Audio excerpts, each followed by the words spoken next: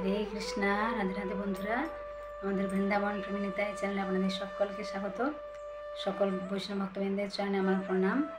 আপনারা সকলেই কেমন আছেন? আশা করি রাধা মাধবের কৃপায় সকলেই ভালো আছেন। তো আমি শুক্লা আজকে বলবো যে বৃন্দাবনে আমরা কি করে সংসার চালাই।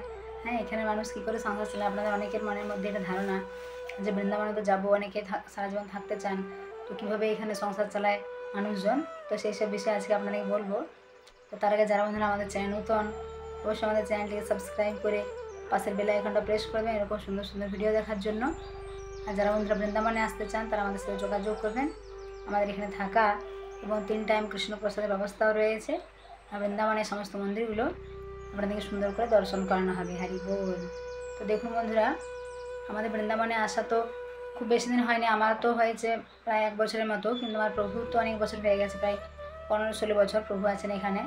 তো প্রভু তো এখানে আগে সেবা করতেন যে কৃষ্ণ বলরাম মন্দির, আপনাদের অনেকবার দর্শন করে আপনারা দেখেছেন কত সুন্দর, রাধা শ্যাম সুন্দর, করুণিতায় কৃষ্ণ বলরাম আপনাকে দর্শন করিয়েছি কত সুন্দর।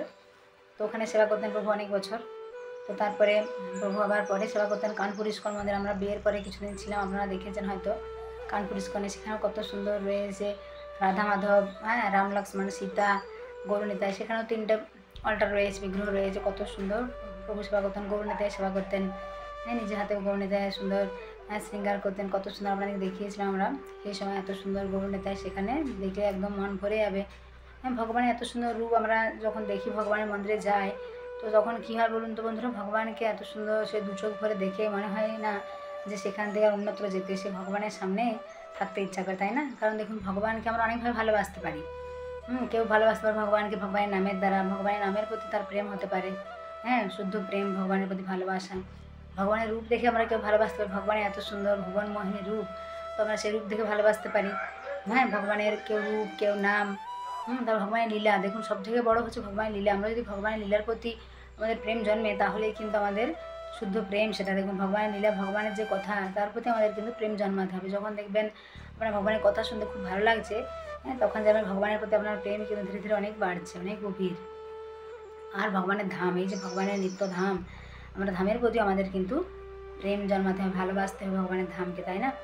তো দেখুন, প্রভু তো ওখানে আমরা কয়েক মাস ছিলাম কানপুরে, তো সেখানে বেশিরভাগই হিন্দিভাষী মানুষ, তো আমাদের তাদের সঙ্গে ভালো সম্পর্ক হয়েছিল। কিন্তু যেহেতু প্রভু বৃন্দাবনের জমিটা নিয়েছিলেন 3-4 বছর আগে, তো তাই প্রভু ভাবলেন তাহলে এখানে বাড়ি করে নেওয়া ভালো। তারপরে আমরা আগের বছর এখানে এসেছিলাম বৃন্দাবনে। তো আমি কিন্তু ছোটোবেলা থেকে বৃন্দাবনে কিন্তু একবারে আসিনি। আমার মনের মধ্যে ভাবছিল যে মানে সবাই যারা আসেনি কোনোদিন, তারা ভাবে যে বৃন্দাবন কেমন, তাই না? অনেকে তো ভাবে যে বৃন্দাবন ভগবানের ধাম, রাধাকৃষ্ণের লীলাভূমি, জন্মভূমি, কত সুন্দর। যারা আসেন তাদের মনের মধ্যে কীরকম ধারণা বৃন্দাবন নিয়ে জানি না, অনেকে ভাবে যে কেমন, কী ব্যাপার, সেখানে কারা থাকে, কী বৃত্তান্ত, এইসব।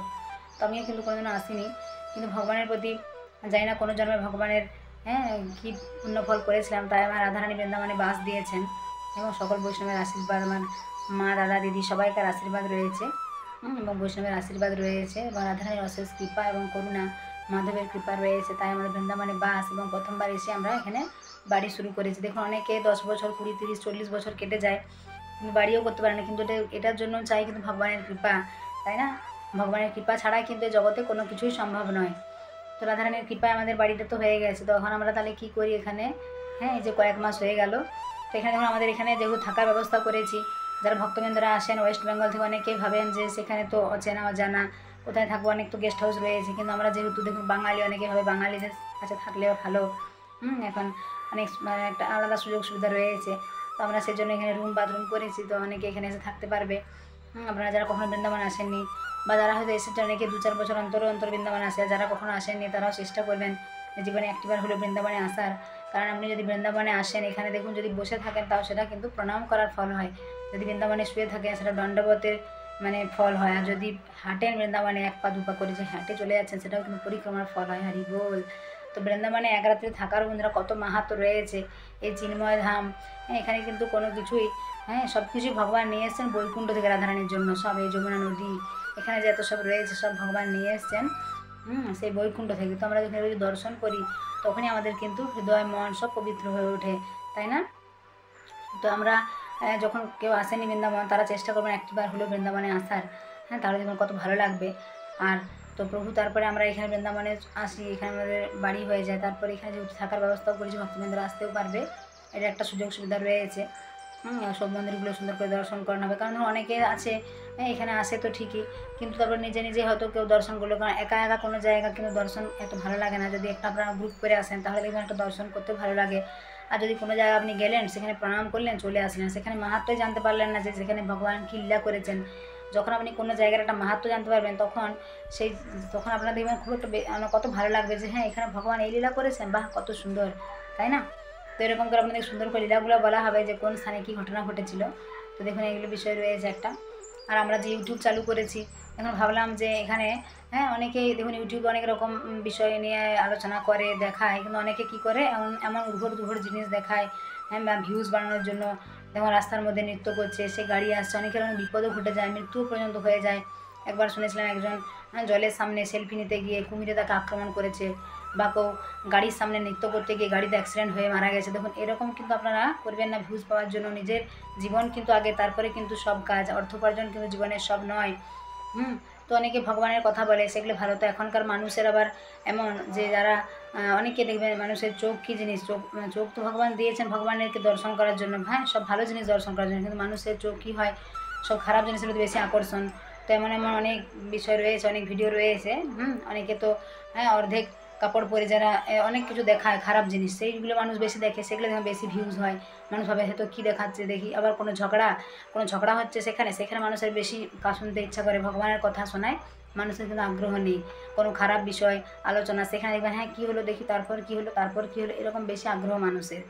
তো এই বিষয়গুলো রয়েছে, কিন্তু দেখুন এগুলো থেকে আপনারা নিজেদেরকে দূরে সরিয়ে আনবেন। কারণ দেখুন পিতামাতা যেমন করবে, সন্তানও তো সেরকম হবে।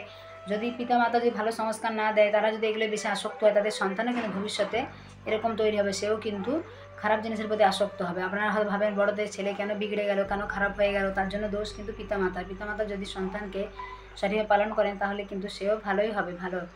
যাদের যেমন সন্তানগুলো ভালো, তাদের পিতামাতা নিশ্চয়ই তাদেরকে সেরকম সংস্কার দিয়েছে বলেই কিন্তু তারা ভালো হয়েছে। আর বন্ধুরা, ইউটিউবে দেখুন আমরা ভাবছি যদি এখানে বৃন্দাবনে এত সুন্দর ভগবানের মন্দির, সুন্দর আমরা যদি সেগুলি দর্শন করাই, তাহলে কিন্তু অনেক মানুষ বাড়িতে বসেই বৃন্দাবন ধাম দর্শন করতে পারবে, ভগবানের এত সুন্দর লীলাস্থলীগুলো দর্শন করতে পারবে। হ্যাঁ, সেই জন্য আমরা ইউটিউব চ্যানেলটা খুলেছি। আর একাদশী মাহাত্ম্য, অনেকে আমাকে একজন মাতাজি বলছিলেন যে আমি তো জানি না, উনি নতুন শুরু করবেন, যে কবে একাদশী। আমরা বললাম যে আপনি আমাদের চ্যানেলটা সাবস্ক্রাইব করে রাখবেন, তাহলে আমরা কিছুদিন আগে একাদশী মাহাত্ম্য দিয়ে আপনি দেখতে পারবেন, এবং কোন সময় পারণ, সেই পারণ সঠিক সময় করতে পারবেন, এবং কী কী নিয়ম রয়েছে, বা কোনো ভগবানের যখন তিথি আসে আমরা সেই বিষয়গুলো বলি, তাহলে সেগুলো জানতে পারবেন। উনি বললেন খুব ভালো, উনি আমাদের এখানে এসেছিলেন। তো এরকম অনেক বিষয় রয়েছে, অনেক মানুষের সঙ্গে পরিচয়, যোগাযোগ, এগুলো হয়, এগুলো খুব ভালো লাগে। তো আপনাদের সকলের ভালোবাসা এবং আশীর্বাদ থাকলে আমরা আরও এগিয়ে যেতে পারবো। সকলে আমাদের আশীর্বাদ করবেন যেন আমরা বৃন্দাবনে সুন্দর করে ভজন সাধন করতে পারি। হ্যাঁ, ভগবানের তো কৃপা রয়েছে, তো আপনাদেরও হ্যাঁ, রাধারানীর কৃপা, তো আপনাদের সকল বৈষ্ণবের কৃপা, সকলের আশীর্বাদ ছাড়া কিন্তু জীবনে অগ্রগতি সম্ভব নয়। তো আপনারা সকলে হ্যাঁ, ভালো থাকবেন, সুস্থ থাকবেন। আর যারা আমাদের চ্যানেল নতুন, অবশ্যই আমাদের চ্যানেলটিকে সাবস্ক্রাইব করে পাশের বেল আইকনটা প্রেস করে এরকম সুন্দর ভিডিও দেখার জন্য। আর যারা বৃন্দাবনে আসতেন তারা আমাদের সাথে যোগাযোগ করবেন। তো সকলে ভালো থাকবেন, সকলে প্রেমসী বলুন, হরি বল, রাধে রাধে।